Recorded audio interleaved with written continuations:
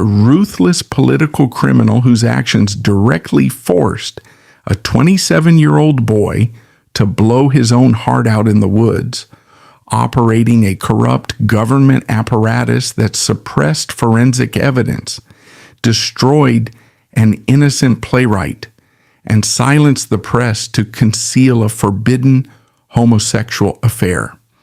He was simultaneously welcomed by Queen Victoria, revered across the British Empire, celebrated as a distinguished statesman who won the Epsom Derby 3 times, and ultimately buried with the grand patriotic eulogies of a grateful nation. This is Archibald Philip Primrose, the 5th Earl of Rosebery, the Prime Minister of the United Kingdom. How did a man at the epicenter of the century's most destructive political blackmail conspiracy manage to walk away completely untouched while the state systematically annihilated everyone else in his orbit? The earth over Francis Douglas's grave settled with quiet efficiency. There was no grand state funeral for the 27-year-old Viscount Drumlanrig, no public mourning from the upper echelons of the government he had served. The aristocratic burial was a swift private affair, strictly monitored by the same systemic forces that had just signed off on his falsified death certificate. He was laid to rest at the family estate in Scotland, thousands of miles away from the political epicenter of London. His name was meticulously scrubbed from the active ledgers of Downing Street. The official narrative of a tragic hunting accident was cemented into the public record, never to be questioned by the press, the police, or the Crown. The crisis had been averted. A human life was extinguished, and the machinery of the British Empire simply continued its relentless forward march, untroubled by the blood left on the forest floor of Quant Hills. Inside number 10 Downing Street, Lord Rosebery returned to his mahogany desk. He did not issue a public statement regarding the loss of his private secretary. He did not pause the administration of the world's largest empire. Historical records from the weeks following the death show a prime minister entirely consumed by statecraft, managing the vast colonial networks, navigating the complex diplomacy of late 19th century Europe, and corresponding daily with Queen Victoria. He projected the stoic, impenetrable facade required of a Victorian leader. The blackmail threat had evaporated the moment the shotgun discharged. The Marquis of Queensberry, stripped of the physical evidence of his son's relationship with the Prime Minister, lost his leverage over the highest office in the land.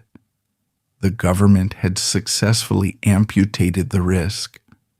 Rosebery retained his absolute authority, protected by an invisible shield forged by the state's instinct for self-preservation. Yet the destructive energy of John Douglas, the Marquis of Queensberry, could not be completely neutralized. It was merely redirected. Denied the ultimate prize of tearing down the Prime Minister of the United Kingdom, the erratic Marquis turned his violent obsession toward an easier, less protected target within the same aristocratic circles. Just months after his son's death, Queensberry launched a public and relentless campaign against the playwright Oscar Wilde, who was involved with another of Queensberry's sons, Lord Alfred Douglas. When Wilde, cornered and desperate, sued for libel, the full weight of the British legal system fell upon him. The contrast is a chilling testament to the mechanics of power. The government that had just moved heaven and earth to cover up the homosexual relationship of its prime minister, falsifying forensic reports to do so, now eagerly prosecuted and destroyed a civilian for the exact same offense. Wilde was sentenced to 2 years of hard labor in Reading jail, his life and legacy shattered. Rosebery remained untouched, presiding over the very government that condemned Wilde.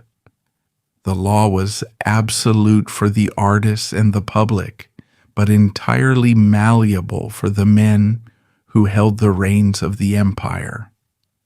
Lord Rosebery's tenure as Prime Minister ended in the summer of 1895, not through scandal, moral reckoning, or the exposure of his private life, but through a mundane political defeat in the House of Commons.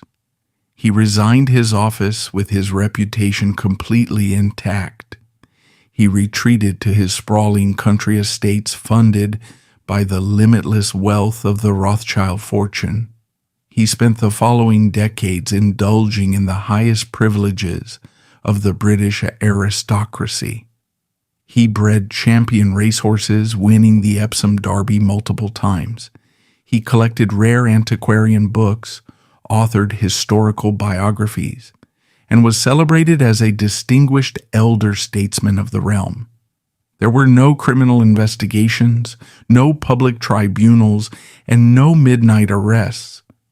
When Archibald Primrose died in May 1929 at the age of 82, he was eulogized across the nation as a patriot, a devoted servant of the crown, and a paragon of Victorian virtue. He carried the secret of the Downing Street romance and the orchestrated cover-up of Quant Hills to his grave, securely wrapped in the unquestioning reverence of the British establishment.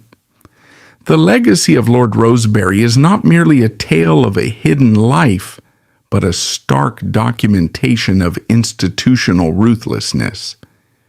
It reveals the cold calculus at the heart of supreme political power. The British political system did not necessarily seek to protect Rosebery the man. It mobilized to protect the office of the Prime Minister. The realization that the head of the empire was vulnerable to blackmail over an illegal sexual affair was a systemic threat that could destabilize the monarchy, shatter public confidence, and invite international ridicule. Faced with the collapse of its own authority, the state demonstrated that it possessed the ultimate power, the power to dictate reality. A desperate suicide was written into law as a clumsy misstep. The police, the coroners, and the press were bent to serve the survival of the administration.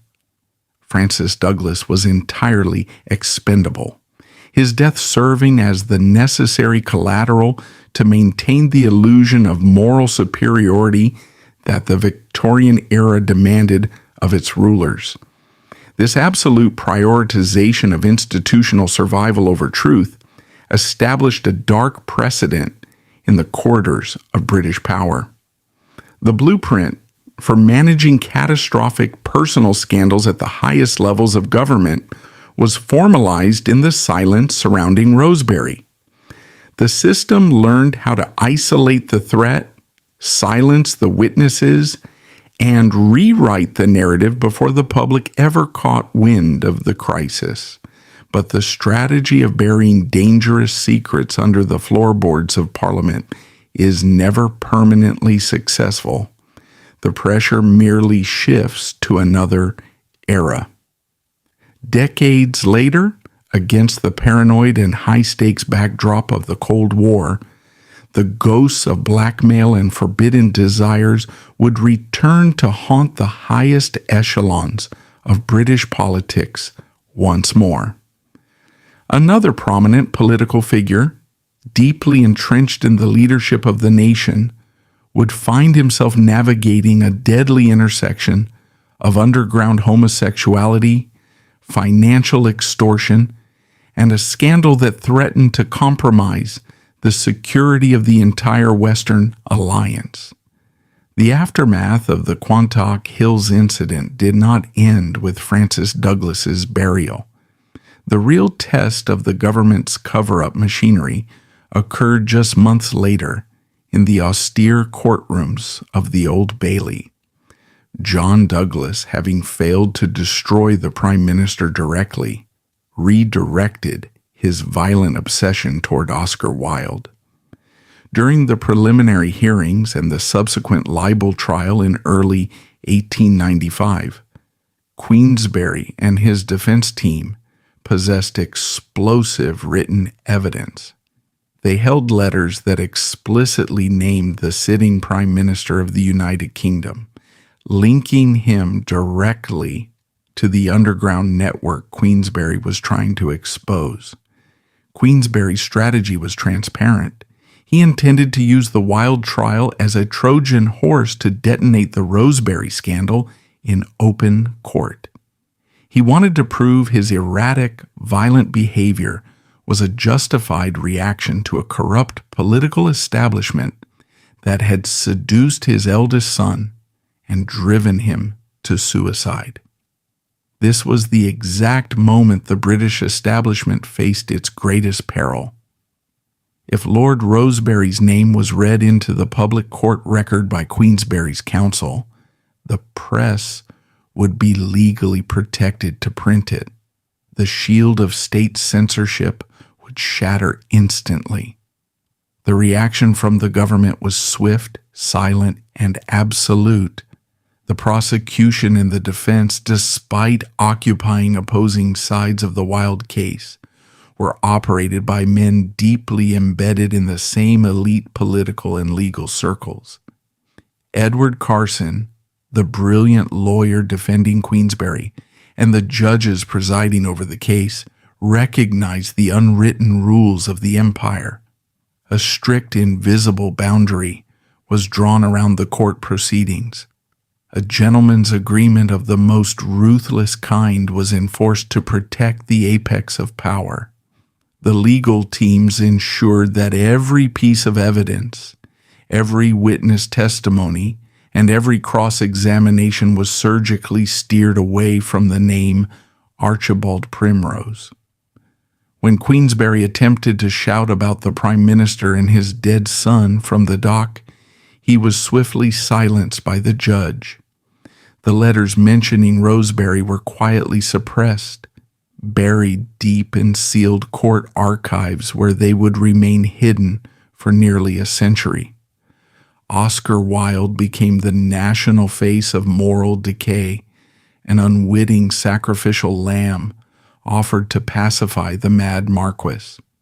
While Wilde was sentenced to 2 years of hard labor, a brutal punishment that shattered his life and legacy, the Prime Minister, who had engaged in the exact same prohibited activities, watched from the safety of Whitehall.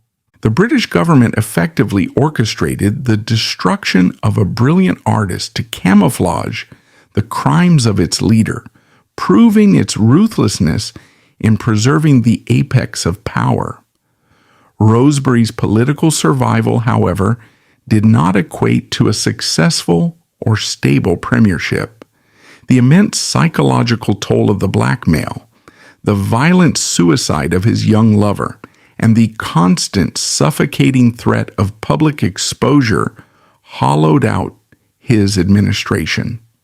Historical accounts note that he suffered from severe insomnia, pacing the halls of Downing Street in the dead of night. His foreign policy decisions became increasingly erratic, and his control over his fractured cabinet dissolved. In June 1895, just weeks after Oscar Wilde was sent to prison, Rosebery's government collapsed. He did not lose a general election. He simply resigned after a minor, insignificant defeat in the House of Commons regarding the supply of cordite for the British Army. It was a routine administrative issue, but Rosebery seized it as an emergency escape hatch. He walked away from the highest office in the empire not as a disgraced man exposed by scandal, but as a tired statesman stepping down on his own terms. The establishment had held the defensive line just long enough for him to exit the stage with his dignity completely intact. Following his resignation, Rosebery deployed his vast Rothschild wealth to construct an impenetrable fortress around his private life and his historical record. He retreated to his sprawling country estates, primarily Dalmeny House in Scotland and Mentmore Towers in Buckinghamshire. He bought influence within the media, not to dictate national policy, but to ensure his name remained permanently untouched by investigative journalists. The British press barons, men like Lord Northcliffe, were part of his intimate social circle.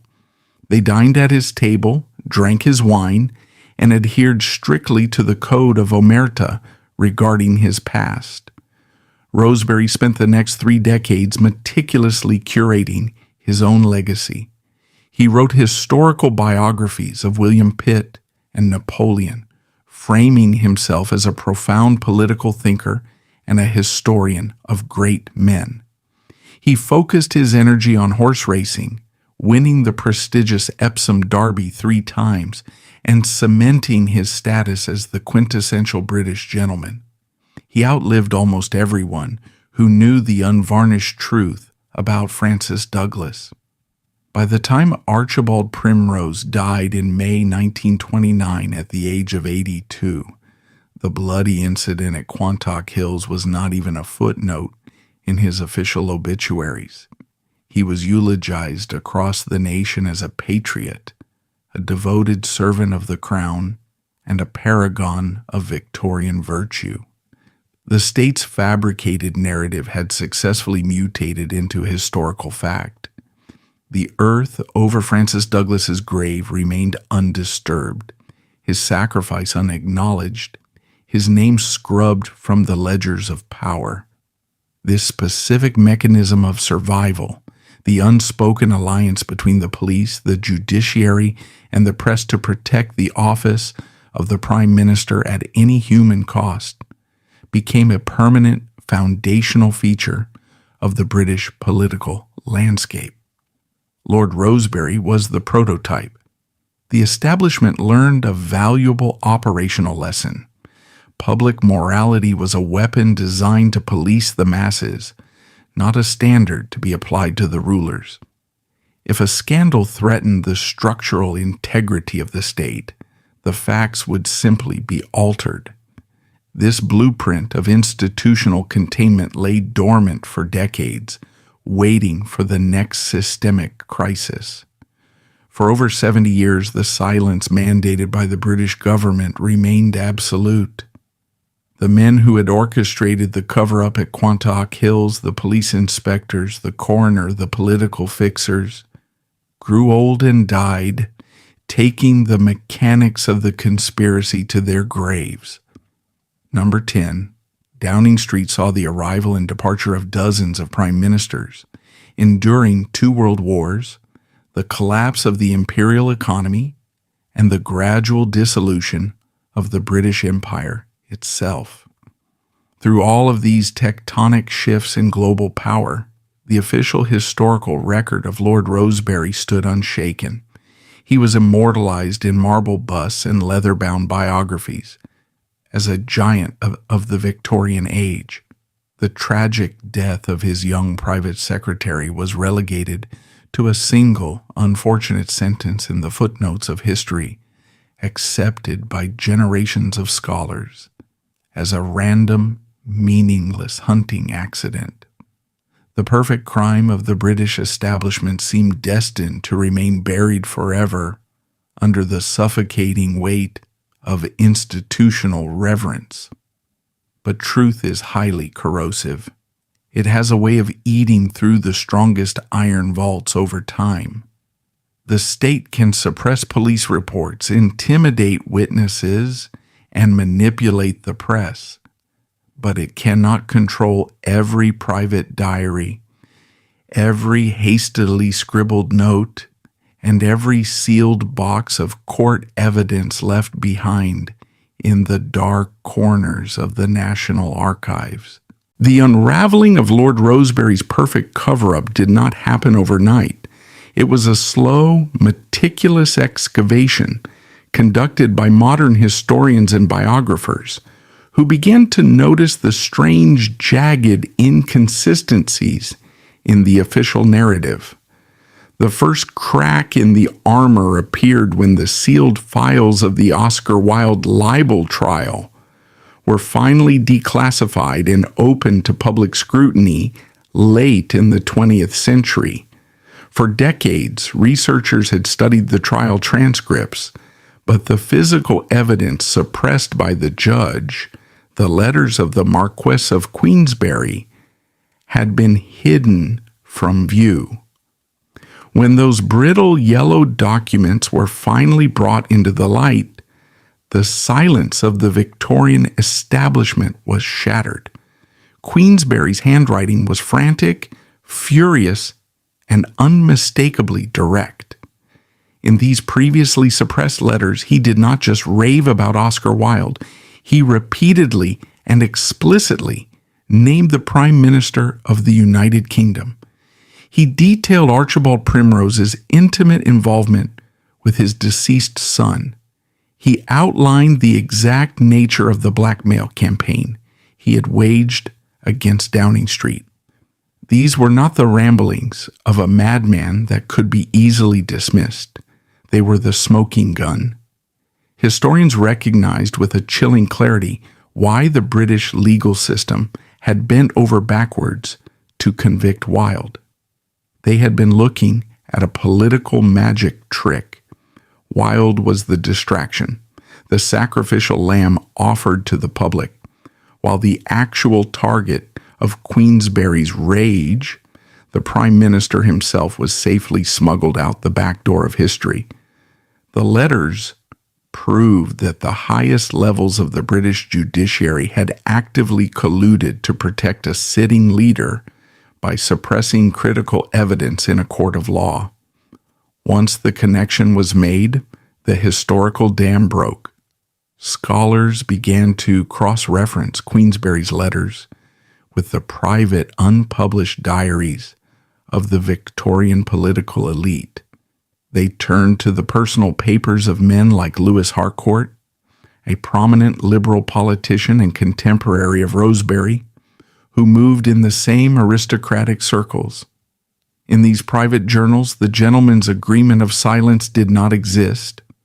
Harcourt and others wrote candidly, albeit in private, about Rosebery's homosexuality. They documented the underground networks, the whispered rumors in the gentlemen's clubs, and the collective panic that had gripped the establishment when Queensberry began his rampage. The diaries revealed a government terrified of its own shadow, fully aware of the Prime Minister's secret life, and entirely complicit in the machinery of the cover-up.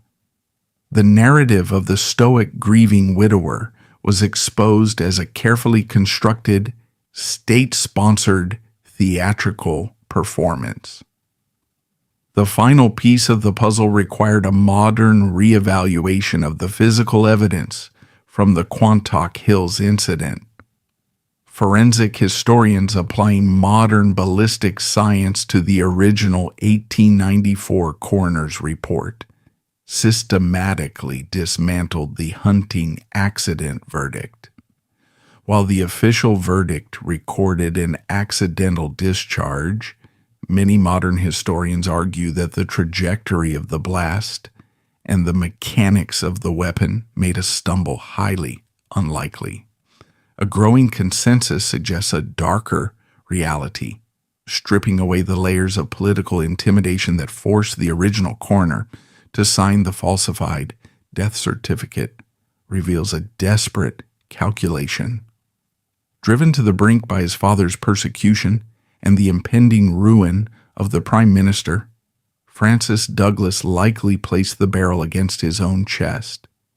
It appears as a tragic execution, designed to save the man he loved and the government he served. This historical unearthing fundamentally changed the legacy of Archibald Primrose. He is no longer viewed simply as a revered statesman, but as the architect and primary beneficiary of a ruthlessly effective political conspiracy. His tenure as prime minister is now studied as a masterclass in the abuse of absolute power for personal survival. But more importantly, the exhumation of the truth has restored humanity and historical agency to Francis Douglas. For over a century, he was remembered only as a clumsy young aristocrat who tripped in the woods. Today, he is recognized as the central tragic figure of a devastating collision between human emotion and state machinery. He was a young man crushed by the impossible contradictions of his era, trapped between a society that criminalized his existence, a violent father bent on destruction, and a lover whose political survival required complete denial. The story of Lord Rosebery and Francis Douglas stands today as a brutal monument to the fragility of human experience when pitted against the iron will of an empire. It forces us to confront the uncomfortable reality that history is not merely a record of facts, but a curated narrative written by the survivors.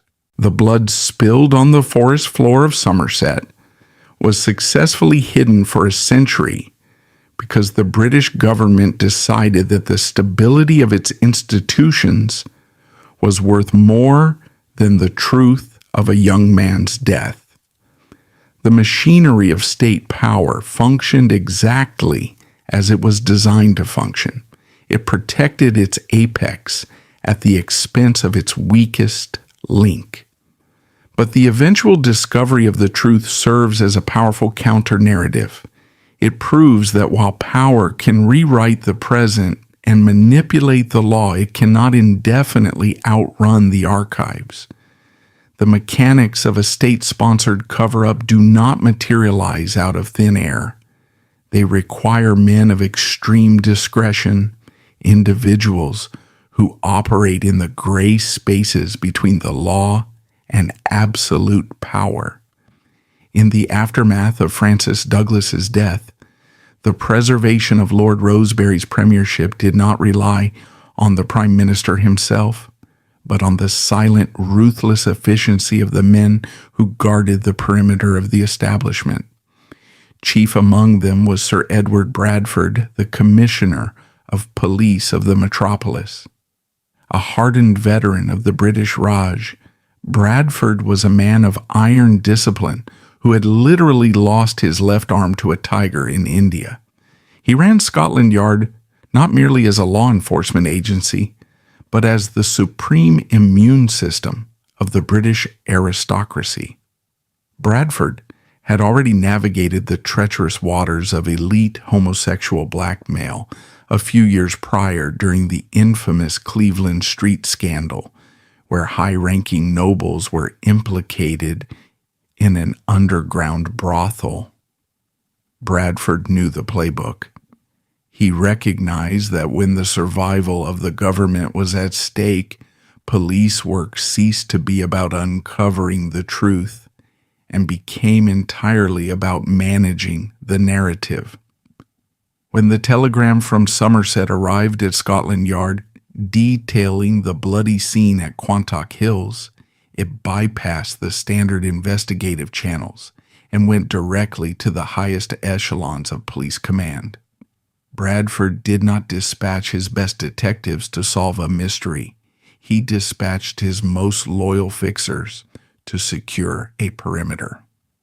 The local constabulary in Somerset, suddenly faced with the corpse of the Prime Minister's private secretary, found themselves completely superseded by directives from London. The unspoken command was absolute. There would be no forensic deep dive, no questioning of the Prime Minister's relationship with the deceased, and no platform given to the volatile Marquis of Queensberry. The inquest was heavily stage-managed. Witnesses were carefully selected and rehearsed, not to provide an accurate timeline of Francis Douglas's final hours, but to collectively reinforce the singular, unassailable narrative of a tragic firearm malfunction. It was an orchestrated performance of legal theater, designed solely to produce a piece of paper, a coroner's certificate, that the government could wave in front of the press to declare the matter officially closed. But the reliance on ad hoc fixers like Bradford exposed a terrifying vulnerability within the British system. The Quant Hills incident was a near miss of catastrophic proportions. It demonstrated that the personal vices of a single leader could be weaponized by a madman to hold the entire empire hostage. The aristocracy realized that the old methods of relying on gentlemen's agreements, club room loyalties, and the intimidation of local coroners were no longer sufficient for the modern age. The press was becoming too inquisitive, the public too literate, and the blackmailers too bold. The trauma of the Rosebery near collapse fundamentally altered the relationship between the British state and the private lives of its leaders. It seeded a deep institutional paranoia that would eventually shape the architecture of the 20th century deep state. The government recognized that it could no longer react to blackmail scandals after the trigger had been pulled. It needed a mechanism to anticipate and neutralize them before they ever reached Downing Street. This realization laid the psychological groundwork for the creation of formal domestic intelligence. 15 years after Francis Douglas bled to death in the woods, the Secret Service Bureau was founded, eventually splitting into the agencies known today as MI5 and MI6. While the public justification for these shadowy organizations was the looming threat of German espionage, their domestic mandate was heavily influenced by the internal vulnerabilities exposed during the Victorian era. The security services became the new formalized guardians of the establishment's secrets. They recognized that the greatest threat to national security was not always a foreign spy stealing naval blueprints, but a domestic politician with a hidden life that could be leveraged for extortion. The blueprint of the Rosebery cover-up: isolate the threat, suppress the evidence, and destroy anyone who attempts to expose the truth, was codified into the standard operating procedures of British intelligence. The state traded the ad hoc brutality of the local coroner for the systematic, silent surveillance of the security state. The ghosts of the Victorian era, the suppressed letters, and the falsified autopsies became the foundational curriculum for the modern era of political damage control. By the time the geopolitical landscape shifted into the paranoia of the Cold War, the machinery that had shielded Lord Rosebery was fully industrialized. When subsequent generations of British politicians found themselves entangled in illicit affairs, honeypots, and extortion rings, the system knew exactly how to respond. The objective remained unchanged: protect the office, preserve the illusion of moral authority, and eliminate the collateral damage without hesitation.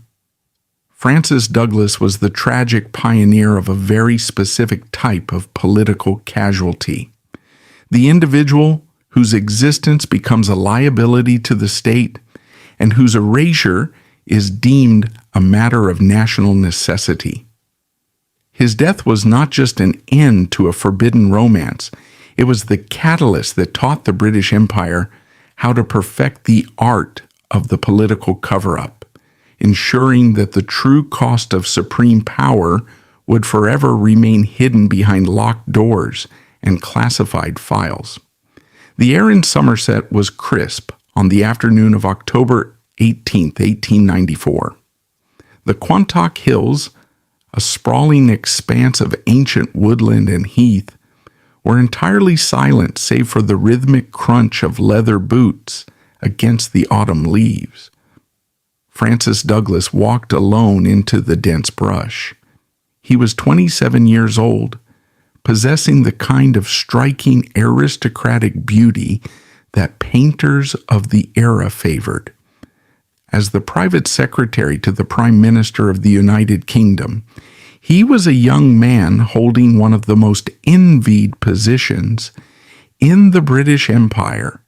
He had wealth, a title, and the ear of the most powerful man in the world.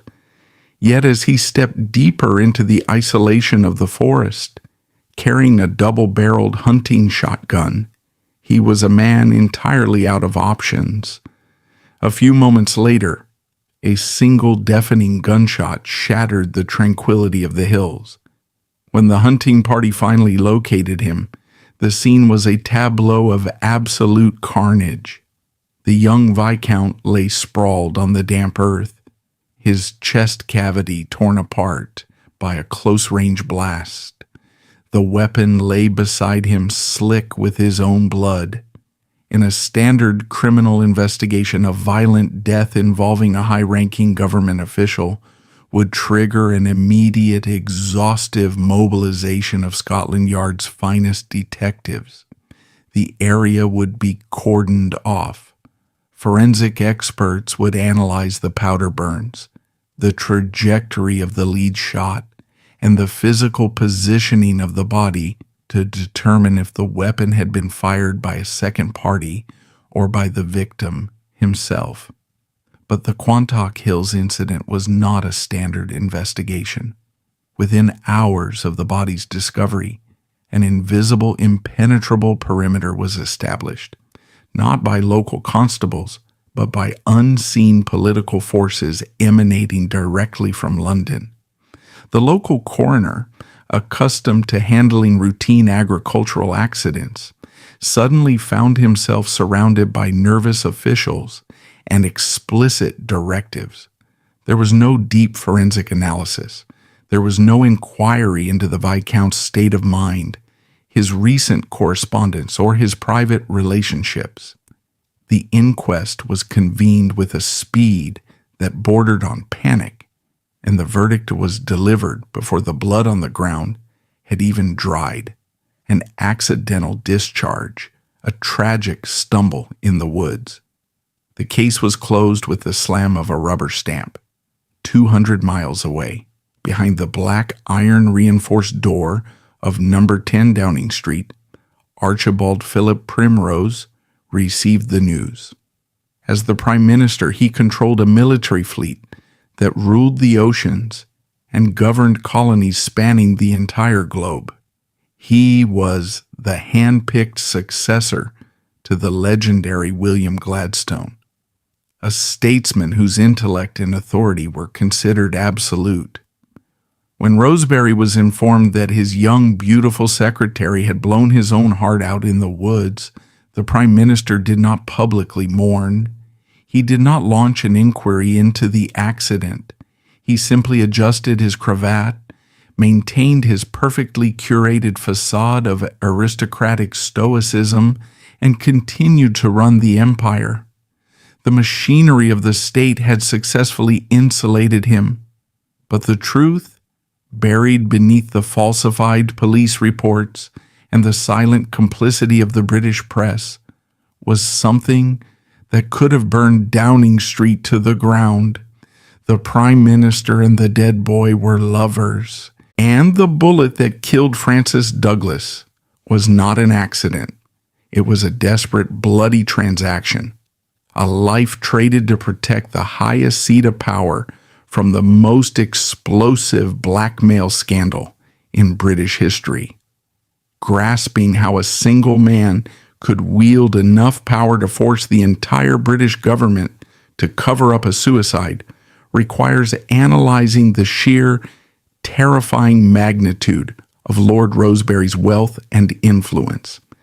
He was not a self-made politician who climbed the ranks through sheer grit. He was an apex predator born into the highest echelons of the British aristocracy. But noble blood was only half of his armor. The true source of his invulnerability was forged in 1878 when he married Hannah de Rothschild. She was the sole heiress to the legendary Rothschild banking dynasty, widely considered the wealthiest woman in the world. This union did not merely make Rosebery rich, it elevated him to a level of financial supremacy that rivaled the crown itself. He was suddenly in possession of a limitless treasury, owning massive estates, entire villages, and a string of palatial mansions that rivaled royal palaces. In the cynical calculus of Victorian politics, Rosebery was no longer just an earl. He was a walking financial institution. He funded political campaigns, hosted lavish banquets that dictated national policy, and essentially bought the unquestioning loyalty of the Liberal Party. When Hannah de Rothschild died of typhoid in 1890, Rosebery's political positioning reached its absolute zenith. Rather than fading into obscurity, he masterfully weaponized his grief. He retreated from public life just long enough to build an aura of profound tragic dignity. When he returned to the political arena, he presented himself as the ultimate Victorian patriarch, a stern, masculine widower who had sacrificed his personal happiness to serve the nation. The British public, deeply sentimental and fiercely patriotic, adored him. More importantly, Queen Victoria, who had spent decades in mourning for her own husband, Prince Albert, saw a kindred spirit in Rosebery. She granted him unprecedented access and trust, actively subverting her own constitutional boundaries to maneuver him into the Prime Minister's office. He was untouchable. He was the golden boy of the empire, shielded by a wall of Rothschild money and the personal favor of the Queen. No newspaper would dare criticize him. No political rival could outspend him. He had built a fortress of public morality and immense power that appeared completely impenetrable. Yet, the fortress was entirely hollow. The public image of the grieving solitary statesman was a carefully constructed fiction designed to conceal a dangerous and illegal reality. The Victorian era, beneath its rigid corsets and strict moral codes, was a society suffocating under its own hypocrisy. The year 1885 saw the passage of the Labouchere Amendment, a piece of legislation that weaponized the criminal justice system against homosexual men. It criminalized any act of gross indecency between men, whether in public or in absolute privacy. The law was a blunt instrument of terror, plunging the homosexual community into an underground world of constant paranoia. A mere accusation, let alone a conviction, was an automatic death sentence for a man's career, his social standing, and his family name. It meant immediate imprisonment with hard labor, total financial ruin, and permanent exile from polite society. For an ordinary citizen, the law was a nightmare. For the Prime Minister of the United Kingdom, it was a loaded gun pointed directly at his head. Despite the catastrophic risks, Rosebery could not or would not suppress his desires. Behind the heavy velvet curtains of his private estates, far away from the prying eyes of the press, the Prime Minister lived a double life. Historical evidence suggests that Rosebery was a central figure in a highly secretive elite network of aristocratic homosexuals. These men, shielded by their massive wealth and titles, operated in a clandestine shadow world of private clubs and late-night gatherings. They believed their status made them immune to the laws they themselves helped enforce upon the lower classes.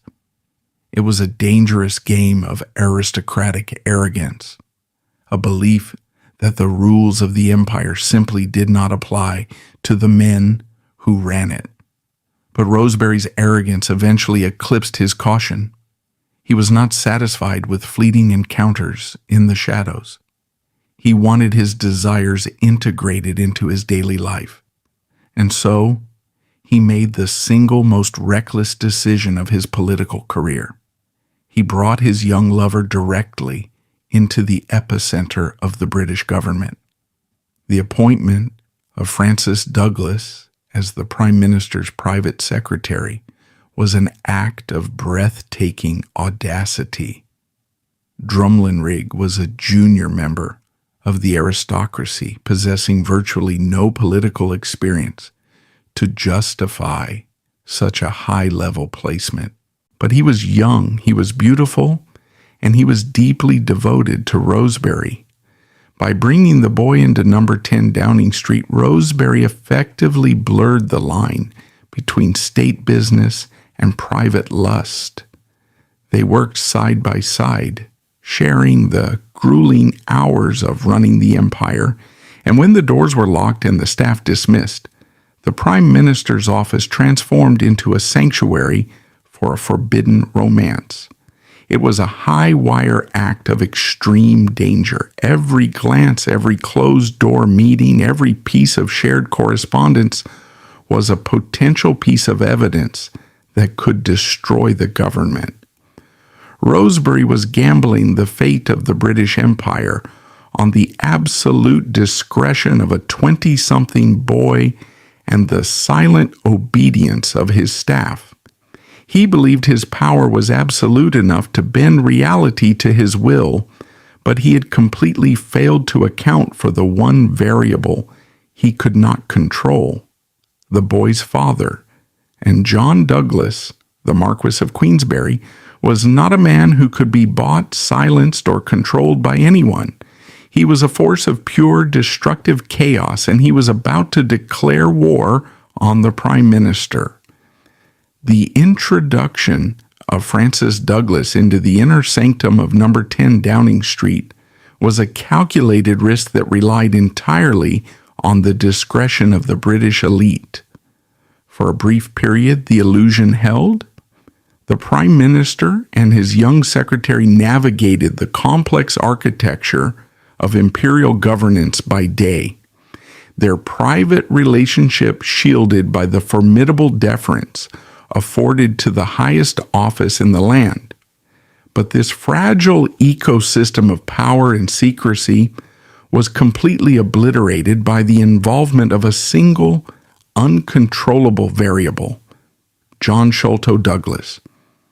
Analyzing the sheer destructive force that Queensberry brought down upon the British government requires discarding the image of a refined, dignified, Victorian nobleman. Queensberry was a man driven by a volatile, almost feral aggression. He was a radical, an outspoken atheist in a deeply religious society, and a man whose defining obsession was the enforcement of brutal, uncompromising masculinity.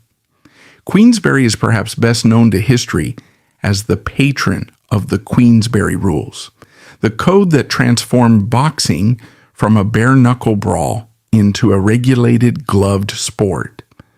This was not merely a casual sporting interest, it was a reflection of his worldview. He viewed life as an arena of physical dominance. He was prone to violent outbursts, erratic behavior, and a terrifyingly paranoid conviction that the traditional masculine virtues of the British aristocracy were being eroded by effeminacy and intellectualism.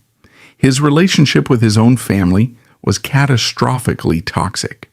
He despised his sons, viewing their artistic inclinations and refined manners as a personal insult to his lineage. When he discovered that his eldest son, the heir to his title, had not only secured a position as the Prime Minister's private secretary, but was intimately involved with the man, Queensberry did not react with the quiet, face-saving diplomacy typical of his class. He reacted with the blind, explosive fury of a man who believed his bloodline had been fundamentally polluted.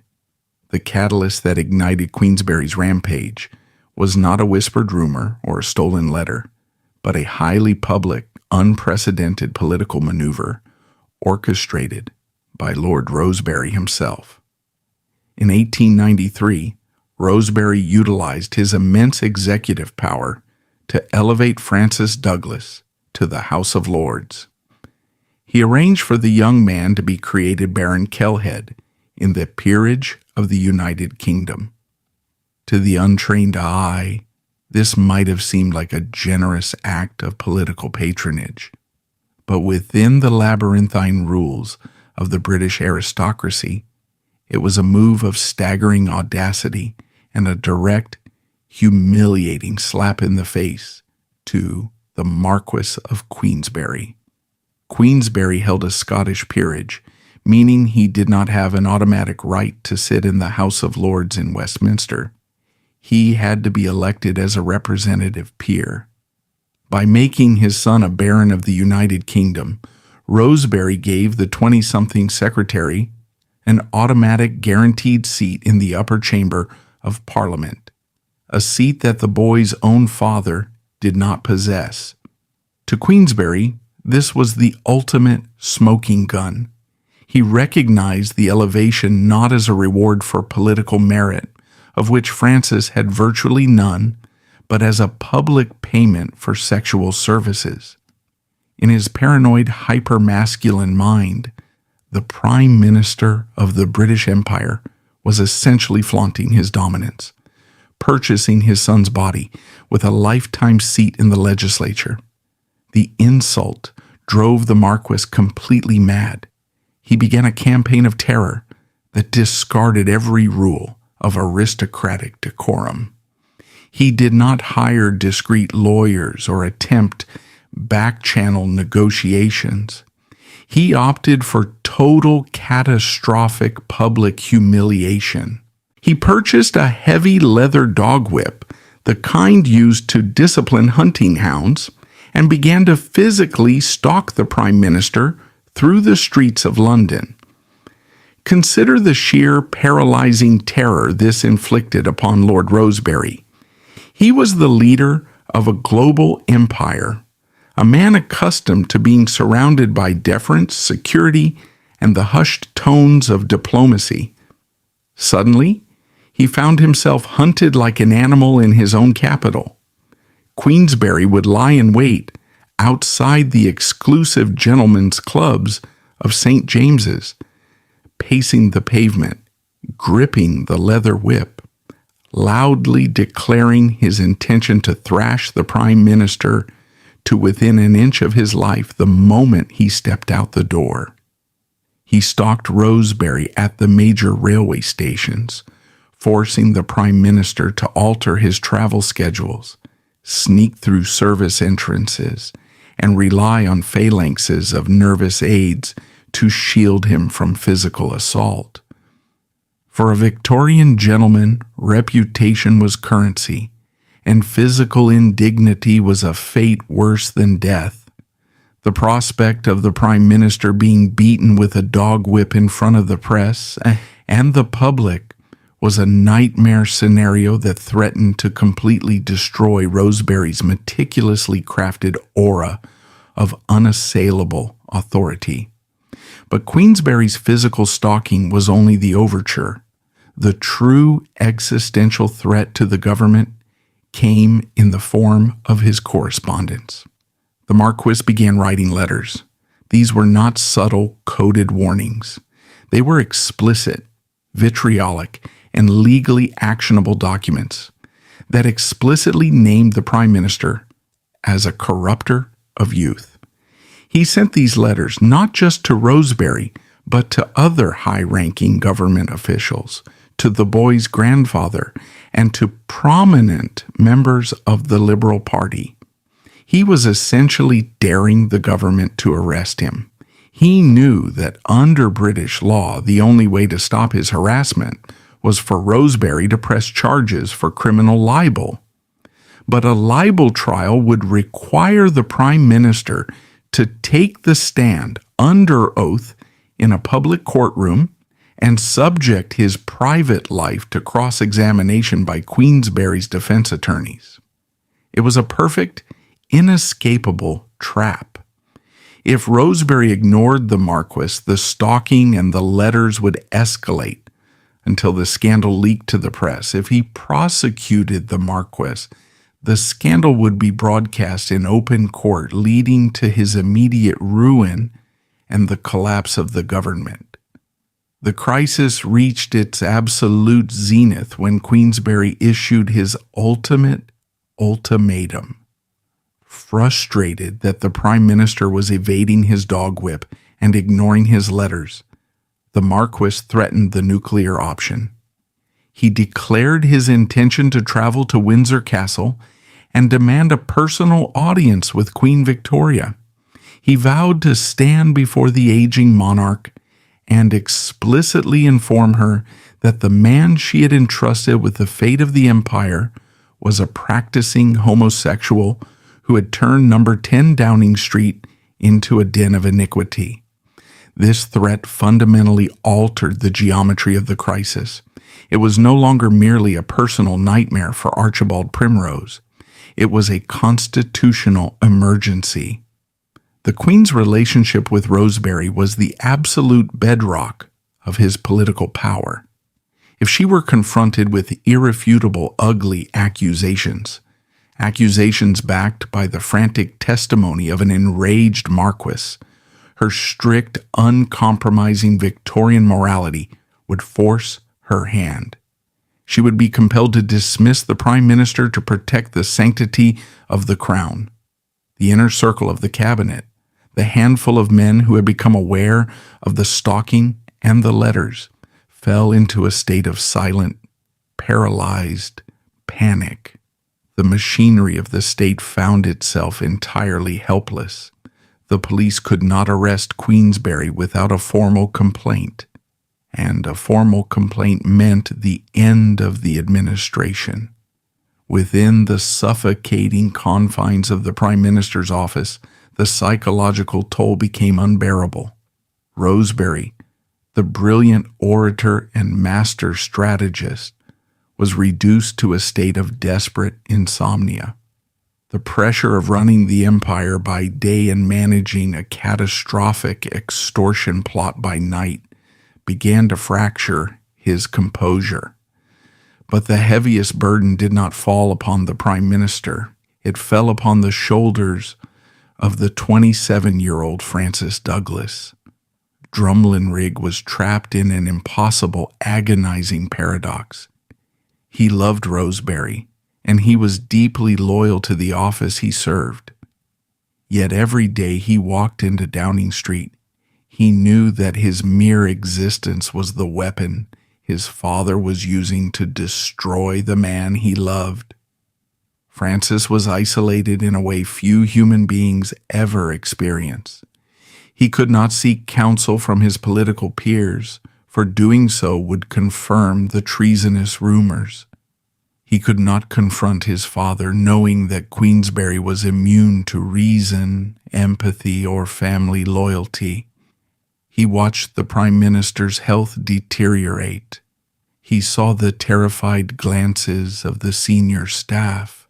He recognized that the vast, invisible apparatus of the British establishment, the police, the intelligence gatherers, the inner cabinet, was slowly turning its gaze toward him. They were calculating the risk. They were realizing that the only way to neutralize the Marquis of Queensberry was to remove the object of his obsession. Francis Douglas came to the chilling realization that he was no longer a private secretary. He was a tumor on the body politic, and the British Empire had never been known to hesitate when it came time to cut away a diseased limb to save the host. As the autumn of 1894 approached, the walls closed in completely. The letters from Queensberry grew more unhinged. The threat of a scene at Windsor Castle loomed closer. Francis Douglas packed his hunting gear and left London for the quiet, ancient woodlands of Somerset. He was not fleeing the crisis. He was stepping into the only role left for him to play. He grasped the brutal mathematics of Victorian morality and state power. His father would never stop. The scandal would never die. The only way to silence the Marquis, to shield the Prime Minister, and to save the government from an apocalyptic collapse was to remove the evidence permanently. As he walked alone into the Quant Hills carrying the heavy shotgun, Francis Douglas made the final devastating calculation of his short life. He would offer his blood to satisfy his father's rage, and his silence to secure his lover's throne. The reverberation of the gunshot faded into the canopy of the Quant Hills, leaving behind a silence that was rapidly filled by the frantic shouts of the hunting party. When they breached the thicket and found Francis Douglas, the physical reality of the scene immediately contradicted the narrative that the British government would later forcefully imprint upon the public record. A hunting accident, particularly one involving a seasoned aristocrat accustomed to firearms from childhood, follows a predictable physical pattern. A man trips, the gun discharges wildly, usually striking a glancing blow to an extremity or firing harmlessly into the air. What the men found in the Somerset woods was an execution. The Viscount lay on his back.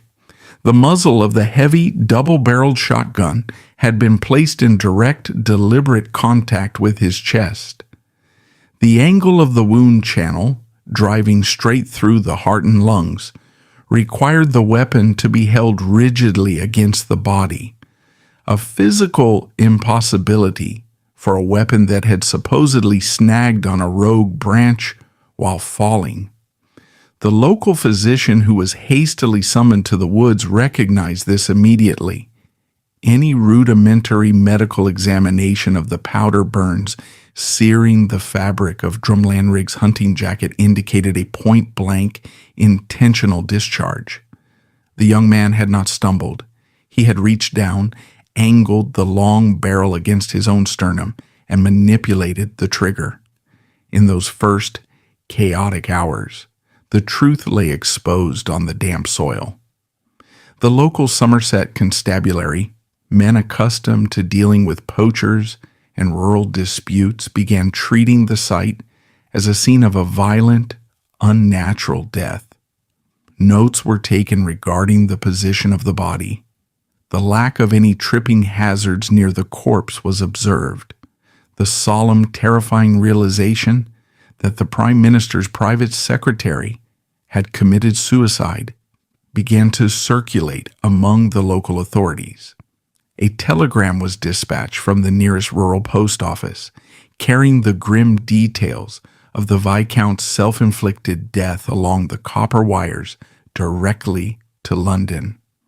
That single transmission acted as a tripwire, triggering an immediate and overwhelming response from the deepest layers of the British state. The moment the message was decoded in the capital, the incident ceased to be a local police matter.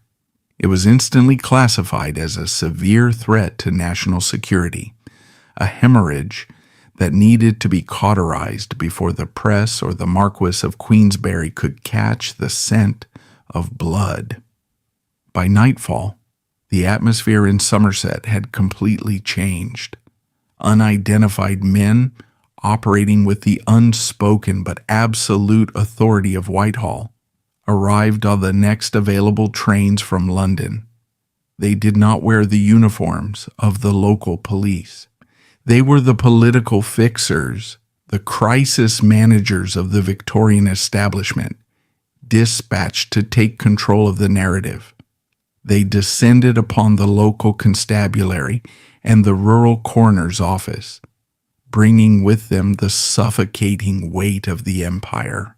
The local physician, who had seen the powder burns and the angle of the wound, was quietly taken aside. The local police superintendent found his jurisdiction entirely superseded. The directives from London were not requests. They were absolute commands. The physical evidence of the suicide was to be completely disregarded. The shotgun was wiped and removed from the chain of custody. The notes taken by the first responders detailing the position of the body were confiscated and destroyed. The men from London were constructing an impenetrable firewall around number 10 Downing Street, and the first step was to eradicate any official documentation that Francis Douglas had chosen to die. The staging of the coroner's inquest was a masterpiece of legal manipulation. In 19th century Britain, an inquest was meant to be a rigorous public inquiry into the causes of a sudden death, providing a transparent record for the community. The inquest into the death of Viscount Drumlinrig, held merely hours after his body was removed from the woods, was nothing more than a scripted theatrical performance. It was convened with dizzying speed, deliberately scheduled to prevent any independent journalists from traveling down from Fleet Street to ask uncomfortable questions. The jury was composed of local men, heavily intimidated by the sudden presence of high-ranking government officials monitoring the room. The proceedings were ruthlessly brief. The medical evidence presented to the jury was entirely sanitized, omitting any mention of the contact wound or the powder burns. The narrative fed to the room was simple, tragic, and utterly false.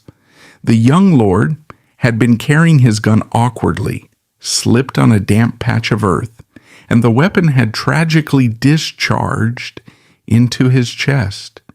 Crucially, the inquest completely blocked any inquiry into the Viscount's state of mind. No questions were permitted regarding his recent behavior in London. No witnesses were called from his place of employment at Downing Street. Most importantly, the frantic, threatening letters sent by his father, the Marquis of Queensberry, which were the direct catalyst for the suicide, were never mentioned.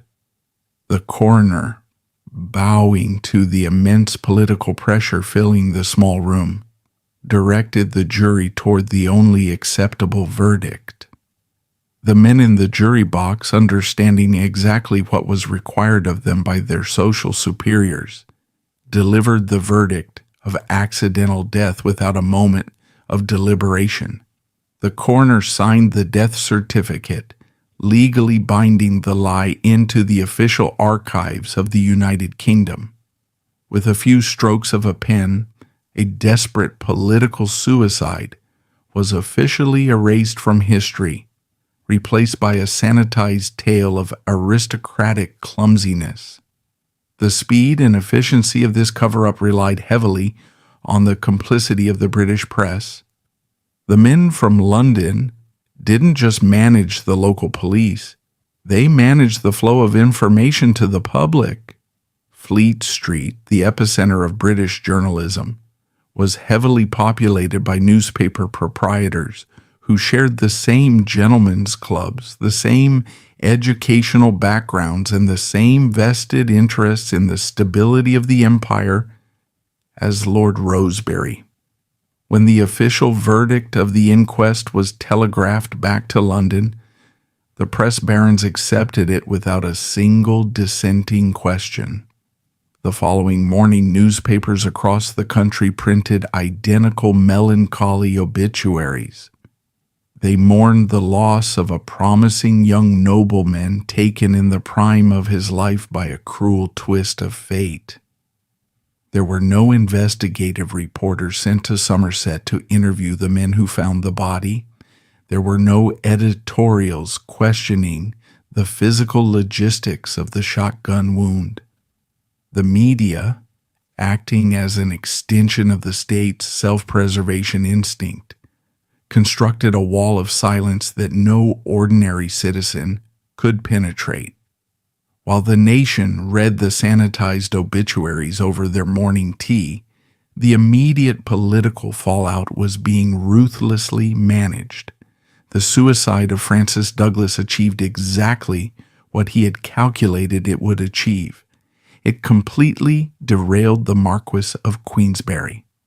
The violent, hyper-masculine father who had been fully prepared to storm Windsor Castle to destroy the Prime Minister was temporarily paralyzed by the shock of his son's bloody end. The leverage he possessed, the physical presence of his son in the Prime Minister's office, was gone. Queensberry could no longer point to a living arrangement. He could only scream about a dead man. And screaming about a dead man who had just been officially ruled the victim of a tragic accident by a state coroner would only make Queensberry look completely unhinged. The government's swift falsification of the death certificate effectively stripped the Marquis of his ammunition. He was forced to retreat, his rage boiling over but lacking the precise target he needed to bring down the administration. The immediate crisis threatening to topple the British government evaporated into the damp air of the Quant Hills. At the center of this immense machinery of deception sat Archibald Primrose. The Prime Minister's reaction to the death of his lover is perhaps the most chilling aspect of the entire affair. While fixers manipulated evidence in Somerset and editors suppressed the truth in London, Rosebery remained at his desk in number 10 Downing Street. He did not attend the brief private funeral in Scotland. He did not offer any public eulogy for the young man who had sacrificed his life to protect the premiership. Instead, Rosebery fully inhabited the role of the stoic, emotionally detached Victorian leader. He immersed himself in the relentless administrative machinery of the empire. He chaired cabinet meetings regarding naval budgets, drafted foreign policy directives concerning the scramble for Africa, and continued his regular audiences with Queen Victoria. He projected an aura of absolute invulnerability, completely divorcing his public persona from the blood-soaked reality of his private life. The system had functioned flawlessly. It had identified a catastrophic threat to the apex of power, isolated it in a remote forest, neutralized it, and swept the debris under the rug of history, leaving the Prime Minister entirely untouched. The illusion of absolute security is the most dangerous narcotic available to men of power. Archibald Primrose had survived the immediate blast radius of the Quant Hills incident. The death certificate was signed, the press was pacified, and the Marquis of Queensberry had been temporarily silenced by the shock of his son's bloody demise. To the outside world, the Prime Minister was a monument of Victorian resilience, steering the vast machinery of the British Empire with an unflinching hand. But behind the reinforced doors of number 10 Downing Street, the reality was one of rapid, invisible decay. The cover-up had saved his premiership, but it had fatally poisoned the man holding the office. The psychological toll of knowing that his position had been bought with the life of a 27-year-old boy began to dismantle Rosebery's mind. Historical accounts from his inner circle during the winter of 1894 paint a grim portrait of the Prime Minister. He was consumed by chronic, debilitating insomnia. He would pace the long, dimly lit corridors of the prime ministerial residence until dawn, haunted by the brutal mathematics of his own survival. The very office he had fought so ruthlessly to protect had become a prison. He could not look at the desk where Francis Douglas used to sit without confronting the monstrous nature of the British establishment he commanded. His political instincts, once considered the sharpest in the nation, began to dull. His cabinet meetings became erratic. His foreign policy directives lacked their former decisive edge. He was a man bleeding out internally while wearing an immaculate suit of armor. The government had surgically removed the threat of scandal, but they could not remove the paralyzing paranoia that Queensberry might return, or that a rogue local policeman might suddenly discover his conscience and speak to the press. And Queensberry did return, though not in the way anyone anticipated. The Marquis was a creature fueled entirely by rage, and rage requires a target. Denied the ultimate prize of destroying the Prime Minister over the death of Francis, Queensberry's violent obsession simply pivoted to his next living son, Lord Alfred Douglas. Alfred, known as Bosie, was intimately involved with the era's most celebrated playwright, Oscar Wilde. For Queensberry, this was a second chance to cleanse his bloodline and punish the aristocratic homosexual underground that had, in his mind, stolen his eldest boy. He launched a campaign of harassment against Wilde that perfectly mirrored the tactics he had used against Rosebery. He left insulting cards at Wilde's clubs, threatened physical violence, and sought to ruin the playwright's public standing. But Oscar Wilde, brilliant though he was, lacked the impenetrable defenses of a prime minister. He did not have the metropolitan police at his beck and call, nor could he summon government fixers to silence the press. Driven to the brink by Queensberry's relentless persecution and fatally encouraged by Lord Alfred Douglas, Oscar Wilde made the catastrophic decision to sue the Marquis for criminal libel in early 1895. It was the exact legal trap that Lord Rosebery had so desperately avoided. By stepping into the Old Bailey, Wilde unwittingly became the lightning rod for the entire Victorian establishment. He believed he was engaging in a battle of wits against a brutish nobleman.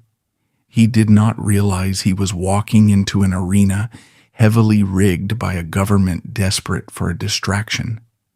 The libel trial of Oscar Wilde was not merely a cultural spectacle. It was a high-stakes operation of political containment. Queensberry's defense team, led by the ruthless and brilliant barrister Edward Carson, possessed explosive documentary evidence. They held private letters written by Queensberry that explicitly detailed the entire Downing Street affair. These documents, named Lord Rosebery, outlined his relationship with Francis Douglas and clearly articulated that Queensberry's current crusade against Wilde was a direct continuation of his war against the Prime Minister. If Carson read those letters into the public court record, the shield of state censorship would shatter. The press would have the legal cover to print the Prime Minister's name in connection with the exact same crimes for which Wilde was being investigated. The British government faced the terrifying prospect of its leader being dragged into the dock of the Old Bailey by proxy. What occurred next was a masterclass in deep state survival. A silent, ironclad consensus was reached among the highest echelons of the British judiciary and the political elite. The objective was clear. Queensberry had to be acquitted to avoid a libel conviction, but Wilde had to be destroyed to satisfy the Marquis and protect the Prime Minister. The courtroom was transformed into a controlled demolition site.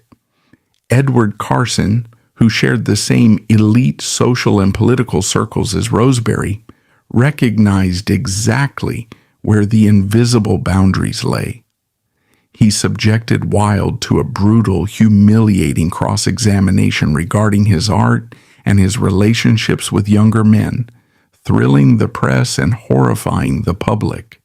But Carson meticulously steered every single question, every piece of evidence, away from the name Archibald Primrose. When Queensberry attempted to rant about the Prime Minister and his dead son from the witness stand, the presiding judge swiftly and forcefully shut him down. The letters linking Rosebery to the underground networks were suppressed, locked away in court vaults where they would remain hidden for nearly a century. Oscar Wilde was utterly annihilated. The libel case collapsed, and the government immediately turned its sights on the playwright, prosecuting him for gross indecency under the very same Labouchere amendment that Rosebery had violated. Wilde was offered as a sacrificial lamb to the altar of Victorian morality. The establishment permitted him to be publicly crucified because his highly publicized destruction served a vital political purpose. It absorbed the entirety of the era's homophobic panic, while the press dedicated every column inch to the fall of the great playwright. The Prime Minister sat safely behind the walls of Downing Street. Wilde was sentenced to 2 years of hard labor in Reading Jail, a brutal incarceration that broke his health and effectively ended his life. His ruin was the secondary price paid by the British state to keep its highest office clean. The system proved that it could orchestrate the legal slaughter of a brilliant civilian with the exact same ruthless efficiency it used to cover up the bloody suicide of a young aristocrat. Yet even with Wilde imprisoned and Queensberry temporarily victorious, the architecture of Rosebery's power was collapsing under its own weight. He had survived the blackmail, the suicide, and the trial of the century, but he could no longer survive himself. His administration ground to a halt, paralyzed by his deteriorating mental state and a deeply fractured cabinet.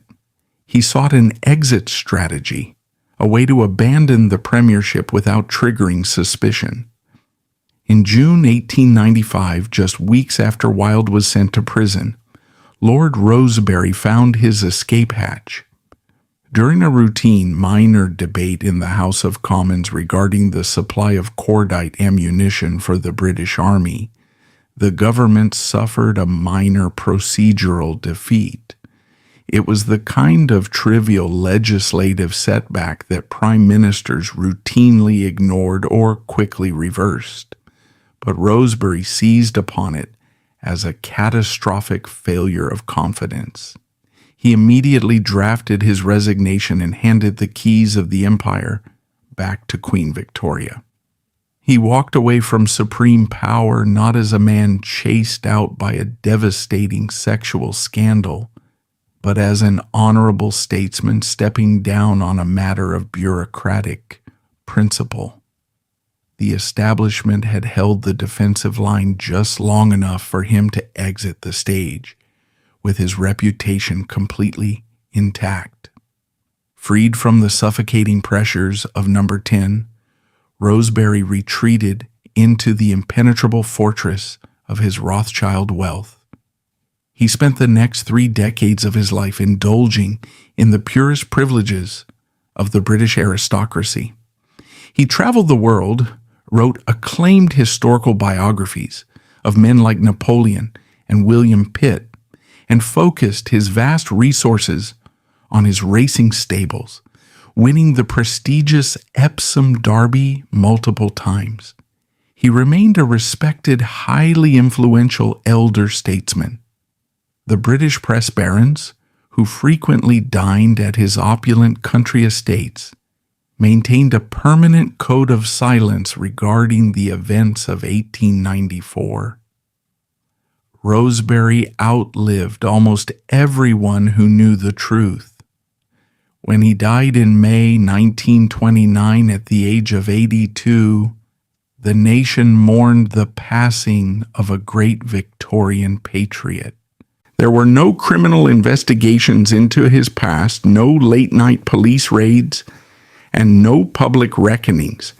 He carried the secret of the Downing Street romance and the orchestrated cover-up of Quant Hills securely to his grave. Thousands of miles away in a quiet, forgotten corner of a Scottish family estate, the earth over Francis Douglas's grave remained undisturbed. He did not get to grow old, write books, or watch his horses run at Epsom. His existence had been reduced to a single, violent transaction, his memory erased to protect the machinery of the state. He was the collateral damage of an empire that valued the illusion of its own moral superiority far above the lives of the people who served it. The story of Lord Rosebery and Francis Douglas is not merely a historical footnote about a hidden romance. It is a chilling autopsy of absolute power. It demonstrates that the ultimate strength of a government does not lie in its armies or its navies, but in its terrifying capacity to rewrite reality. When faced with an existential threat, the British political system did not seek justice, it sought survival. It used the police to falsify a death, it manipulated a court of law to destroy an innocent artist, and it weaponized the press to cement a lie into the historical record. The blood spilled on the forest floor of Somerset was a necessary sacrifice, a brutal testament to the fact that the men who write the laws will always exempt themselves from the consequences. We look back at the polished marble busts of the Victorian era and see an age of honor and duty, but beneath that pristine surface lies the unyielding truth of the Downing Street cover-up. It stands as a permanent reminder that the most dangerous crimes in history are rarely committed by outlaws in the shadows. They are committed by the state in broad daylight, armed with the power to call a desperate execution a tragic accident, and to turn a murdered boy into a ghost just to keep a prime minister in his chair. The survival of Archibald Primrose was an extraordinary anomaly within the brutal machinery of British high society. He navigated the most dangerous scandal of the 19th century and emerged completely untouched, dying an old and venerated man. Yet, the shield that protected the prime minister was not extended to the rest of the aristocratic class. The decades that followed the Quant Hills incident proved that the British establishment was perfectly willing to devour its own members if they lacked the supreme executive power to force a cover-up. The underground homosexual networks of the political elite continued to exist, operating under the constant suffocating terror of the Labouchere Amendment. When the walls of secrecy collapsed for others, the state did not intervene with fixers and compliant corners. It demanded immediate, absolute destruction.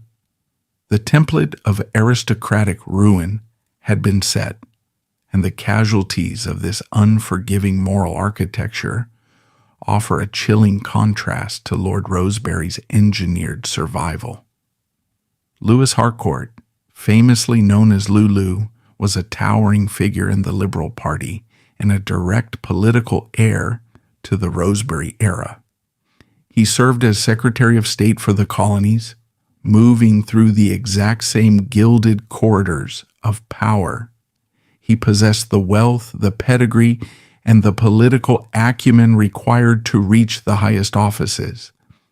Historical records and private diaries from the period heavily indicate that Harcourt lived a similar double life, navigating the clandestine aristocratic circles of London. In 1922, a devastating accusation threatened to shatter his carefully constructed world. A young aristocrat named Edward James claimed that Harcourt had made explicit sexual advances toward him. The threat of public exposure loomed immediately. Harcourt recognized the unwritten rules of the British establishment. He knew the police would not protect him. He knew the press, smelling the blood of a fallen minister, would show no mercy. He did not possess the authority to order a media blackout or manipulate a courtroom. Facing the absolute certainty of criminal prosecution, total financial ruin, and the permanent disgrace of his family name, Harcourt made the only move available to a compromised gentleman of his era. On the morning of February 24, 1922, he was found dead in his London townhouse. The official cause of death was recorded as heart failure, but the widely accepted truth among historians and political insiders was a deliberate overdose of sleeping draughts. The state allowed him the quiet dignity of a sudden death, avoiding a public trial, but it offered no protection for his life. The disparity in how the establishment handled these crises became even more brutally apparent nearly a decade later.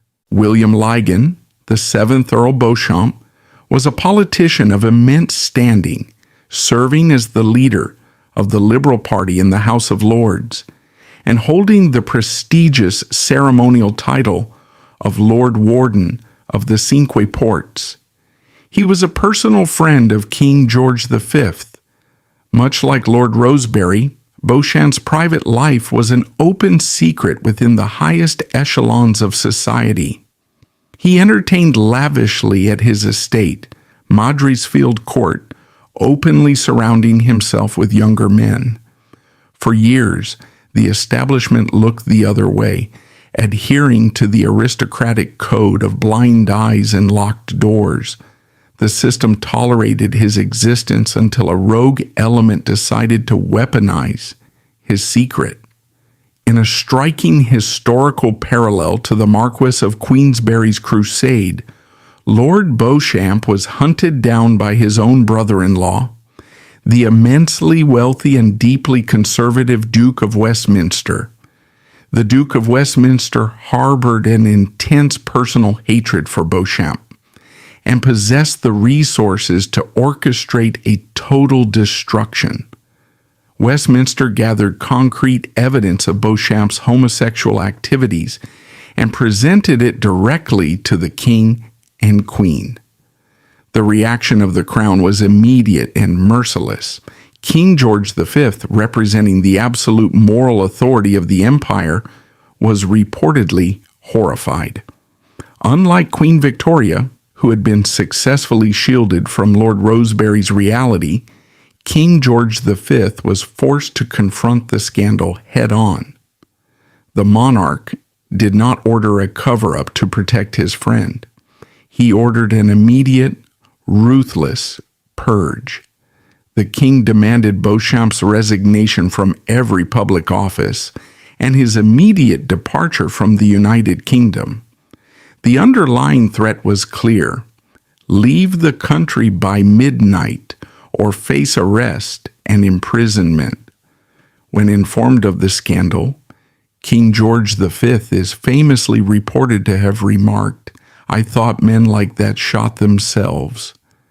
That single razor-sharp sentence encapsulates the terrifying reality of the British ruling class. The Crown and the government fully expected their compromised elite to manage their own erasure. Suicide was viewed as the honorable administrative solution to a public relations crisis. Lord Beauchamp chose exile over death, fleeing to the continent and spending the rest of his life wandering across Europe, Australia, and the Americas, permanently severed from his home and his family. The destruction of Lewis Harcourt and Lord Beauchamp throws the events of the Quant Hills into sharp relief. Francis Douglas had fired the shotgun because that was the exact expectation of his social class. He enacted the ultimate gentleman's agreement, removing himself from the board so the Prime Minister could remain in play. Lord Rosebery survived because he occupied the one position in the entire empire that the establishment deemed too critical to fail. The legacy of these destroyed lives shaped the psychological landscape of British politics well into the 20th century. The intelligence agencies watching these scandals unfold began to compile extensive dossiers on the private lives of every rising political figure. MI5 recognized that sexual secrets were the ultimate geopolitical currency. The fear of exposure drove the actions of parliamentarians, diplomats, and military leaders. The establishment transitioned from a reactive force, hastily arranging coroners and threatening witnesses, into a proactive surveillance state. The unwritten rule remained unchanged. The state would only cover the tracks of a politician if his survival was absolutely essential to the security of the realm. For everyone else, the secret files were simply a loaded weapon kept in the desk drawer of the security services, ready to be fired the moment a politician became a liability. This architecture of blackmail and state-orchestrated concealment reached its terrifying peak during the height of the Cold War. The gentlemen's agreements of the Victorian era were replaced by the ruthless espionage tactics of the Soviet KGB and the British Secret Services. The stakes were no longer merely the reputation of a family name or the stability of a domestic government. The stakes involved nuclear deterrence and global supremacy. A new breed of political leader emerged, navigating a treacherous landscape where a single illicit photograph could compromise the entire Western intelligence network. As the 1960s approached, the British government found itself facing a scandal that mirrored the Rosebery affair in its mechanics, but dwarfed it in its destructive potential. Another political heavyweight entrenched in the leadership of the nation found his deeply hidden homosexual life targeted by extortionists. The threat came not from an enraged nobleman with a dog whip, but from a calculated conspiracy that involved an erratic former lover, an alleged assassination plot, a dead dog on a lonely moor, and a sensational trial that would paralyze the nation. The government would once again attempt to deploy the political shield to bury the truth, testing whether the Victorian playbook of cover-ups could survive the relentless, unforgiving glare of the modern media age. The Victorian blueprint, authored by Lord Rosebery's survival, the unholy trinity of police suppression, judicial manipulation, and political silence, became the institutional muscle memory of the state. Decades later, during the 1970s, Liberal Party leader Jeremy Thorp attempted to deploy this exact same architecture of containment to bury a catastrophic homosexual blackmail scandal involving a former model named Norman Scott. However, unlike the compliant aristocratic victims of the 1890s, Scott refused to be erased. The resulting botched assassination attempt on Exmoor violently shattered the unwritten contract of the British elite, dragging the deep-rooted corruption of Whitehall into the unforgiving light of the modern press and permanently destroying Thorp's career. The spectacular ruin of Jeremy Thorp only amplifies the dark, terrifying success of Lord Rosebery. Thorp was destroyed because his secret refused to die.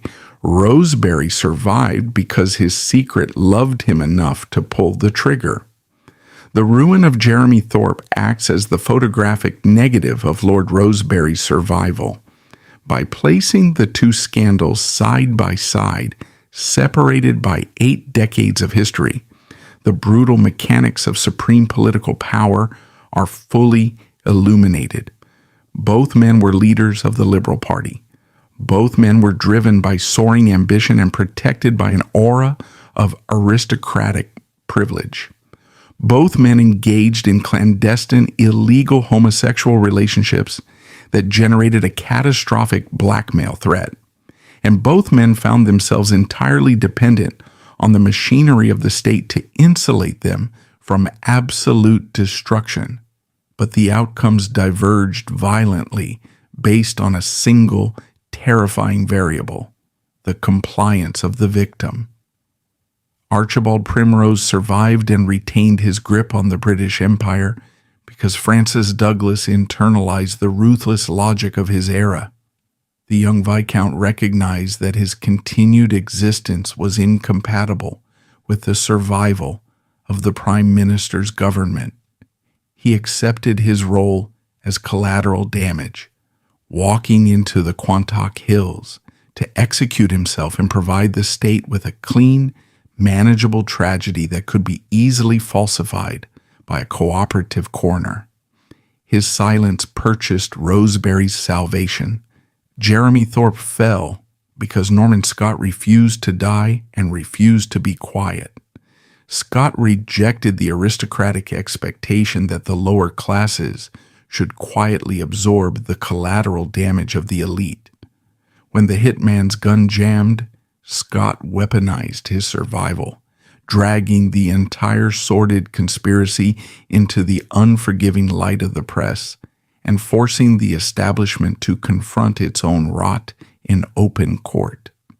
To truly comprehend the terrifying speed and efficiency of the cover-up at Quant Hills, one must recognize that the British government was not improvising. The men who orchestrated the silence surrounding Lord Rosebery in 1894 were executing a well-rehearsed protocol. They had run a drill for this exact nightmare scenario just 5 years earlier.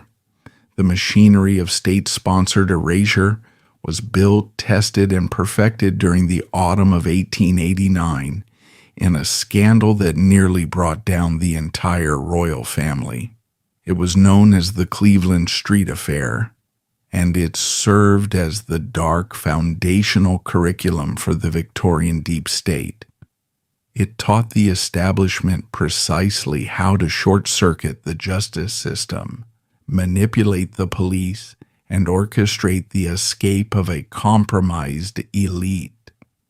Without the lessons learned on Cleveland Street, the Prime Minister's secret might not have survived the gunshot in Somerset. The Cleveland Street scandal did not begin in the grand halls of Westminster, but in the gritty, impoverished underbelly of Victorian London. In July 1889, a routine police investigation into a minor theft at a local telegraph office led a diligent Scotland Yard inspector named Frederick Aberline to a nondescript terraced house at 19 Cleveland Street. What Aberline uncovered inside was not a ring of petty thieves, but an underground, highly organized homosexual brothel. The establishment employed young telegraph boys from the post office, exploiting the extreme poverty of the working class. But the true explosive power of the discovery lay in the brothel's clientele. As the police interrogated the young boys, the names they began to yield were not those of ordinary Londoners. They were the names of the highest-ranking aristocrats in the British Empire. The most devastating name on the ledger was Lord Arthur Somerset. He was not merely a wealthy nobleman, he was the superintendent of the stables to the Prince of Wales, the future King Edward VII. Somerset was an intimate friend of the royal family, a man who moved freely within the innermost sanctums of the monarchy.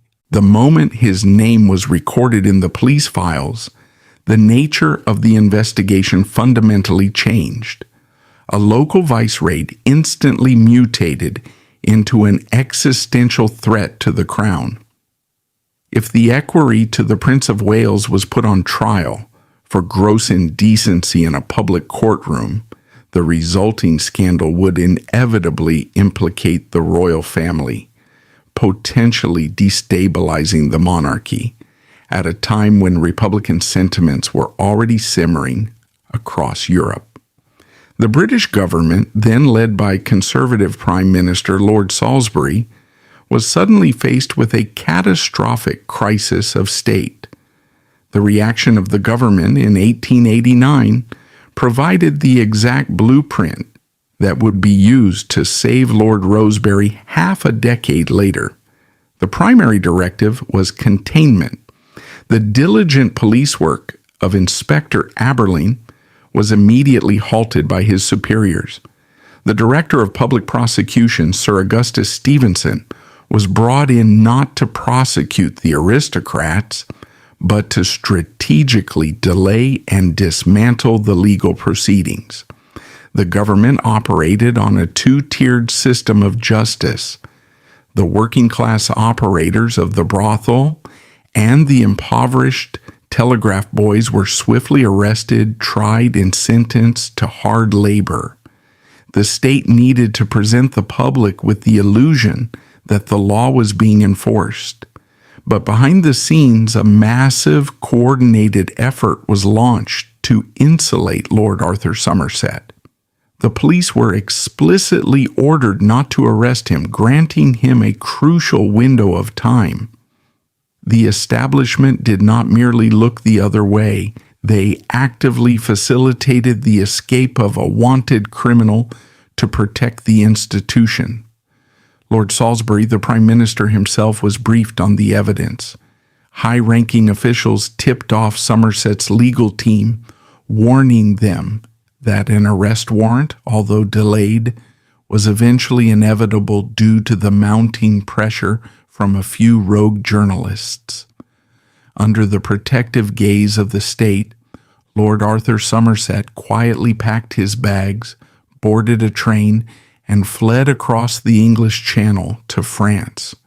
Once he was safely outside British jurisdiction, the government finally went through the theatrical motion of issuing a warrant for his arrest, knowing full well it could never be executed. The establishment had successfully amputated the infected limb. Somerset lived out the rest of his life in comfortable exile in the south of France, funded by his aristocratic family, while the young boys he exploited rotted in Victorian prisons. Lord Rosebery, serving as a powerful political figure during this exact period, watched the Cleveland Street cover-up unfold from the front row. He witnessed the mechanics of survival. He saw how the police chain of command could be compromised from the top down. He saw how the press, despite their initial aggression, could be eventually bullied into silence by the threat of criminal libel and the coordinated denial of the ruling class. Most importantly, he learned the ultimate cynical truth of the British political system. The law was a flexible instrument, and the state would always choose to protect its own prestige over the pursuit of justice. When Rosebery found himself staring into the abyss of the Queensberry blackmail in 1894, he did not panic. He knew the system was designed to protect men exactly like him, because he had seen it function flawlessly just 5 years prior. The mechanics of state suppression rely on the assumption that paper can be permanently erased, But the fatal flaw of the British deep state has always been its meticulous bureaucracy. They cover up crimes, but they obsessively archive the paperwork of those cover-ups.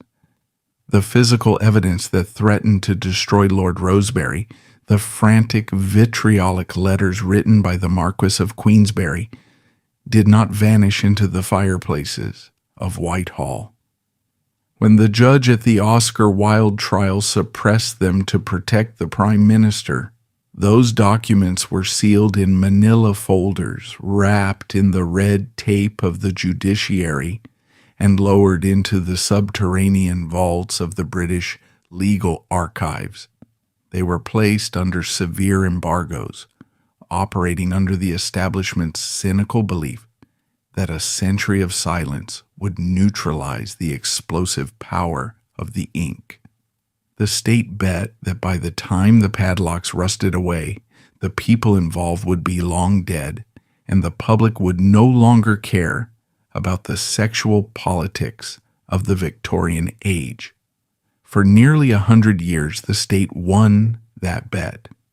The Rosebery family continued to thrive, their immense Rothschild wealth insulating them from the whispers that occasionally drifted through the elite gentlemen's clubs of London. The official biographers, given access only to heavily curated personal papers, continued to write glowing accounts of the stoic, grieving Prime Minister. The descendants of Francis Douglas lived with the official tragedy of a hunting accident, a polite fiction maintained out of a sense of aristocratic duty. The silence was absolute, a testament to the terrifying efficiency of the Victorian cover-up. But history, buried alive, rarely stays in its grave. The unraveling of the Downing Street conspiracy did not come from a sudden confession or a dramatic political leak. It came from the slow, relentless erosion of time and the patient forensic work of modern historians who recognized that the official narrative of the 1890s contained structural impossibilities. The dam finally broke at the turn of the 21st century, as the 100-year embargoes on the late Victorian legal archives began to expire. Researchers, originally looking for fresh insights into the trial of Oscar Wilde, petitioned the National Archives for the unredacted files. When the seals were broken and the original defense documents, compiled by Edward Carson, were finally exposed to the fluorescent lights of the modern reading rooms, the historical shock wave was immediate. There, in Queensberry's own frantic handwriting, was the smoking gun the establishment had buried in 1895. The letters explicitly named the Prime Minister of the United Kingdom. They detailed the affair with Francis Douglas. They outlined the blackmail. The physical evidence proved beyond a shadow of a doubt that the most famous libel trial of the 19th century had been surgically manipulated by the state to protect the apex of political power. The discovery forced a complete rewrite of British political history. Lord Rosebery was instantly transformed from an untouchable statesman into the architect of a ruthless, bloody conspiracy. But the resurrection of these documents achieved something far more profound than simply tearing down the legacy of a dead prime minister. It finally, after a century of state-sponsored erasure, returned the truth to Francis Douglas.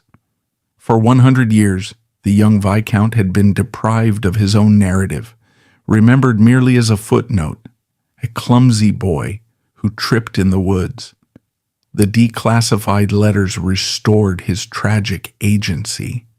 They proved that his death was not an accident of nature, but a calculated, desperate sacrifice engineered by the crushing weight of the British political system. The documents revealed the sheer terror he must have felt in his final days, hunted by his father and viewed as a fatal liability by his lover. By bringing the truth into the public domain, history finally provided Francis Douglas with the inquest he was denied in 1894. The modern public, sitting in the digital age, became the jury that the Victorian establishment had fought so hard to suppress. This archival resurrection serves as the ultimate warning to the architects of modern political power. The deep state still operates on the delusion of permanent control. Governments still classify documents, suppress whistleblowers, and manipulate the press, believing they can curate their own historical legacy by locking the truth in a vault. But the Rosebery affair proves that embargoes eventually expire. Redactions are eventually lifted. The paper trail survives the politicians. The blood spilled to protect the Prime Minister's chair in 1894 was successfully hidden from the Victorian public, but it was ultimately judged by their descendants. As we navigate an era defined by political spin and institutional secrecy, the ghosts of the Quant Hills remind us that the truth is inherently buoyant. You can weigh it down with the power of the police, the authority of the courts, and the wealth of an empire, but it will eventually break the surface.